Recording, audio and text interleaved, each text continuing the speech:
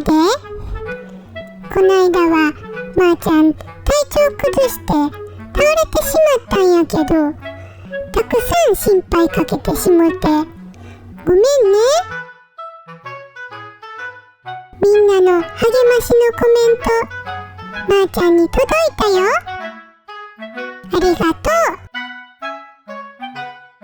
病院ばっかり行って怖かったけど、ちゃんと検査してもらってお薬も飲んで、今のところは大丈夫やよ。いつも検査の時はパパもママもおらんくて一人ぼっちなんやけどな。あの時はパパがそばにおってくれてん。せやからまーちゃん頑張れたよ。もうこれ以上病気が進みませんように。まーちゃん。さて、暗い話ばっかりするのは嫌やから、次は楽しい話するわな。先日生配信でパパとママが言ってたあれ覚えてる？せやねん、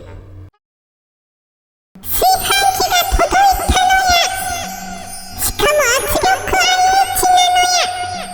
ほんでもって土鍋コートなのや。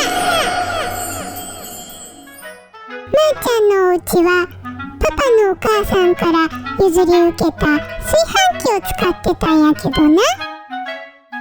内側のコーティングがピリピリ剥がれてきたから使うのやめて、ママがずっと土鍋でご飯を炊いてくれとったんやで。土鍋ご飯はめちゃめちゃ美味しいんやけどな、やっぱりちょっとめんどくさくて、こないだのブラックフライデーセールで清水の舞台から飛び降りたのや。ほんで届いたのがこれなのや。これを開封したり使ったり、ママがパントマイムしたりミルクボーイの真似をしている様子はメンバー限定動画で公開してるから、まだ見てへんメンバーさんは見てな。今回は赤ちゃんチワワ会員さんも見れるよ。まだメンバーさんじゃない人はよかったら試しに入ってみてね。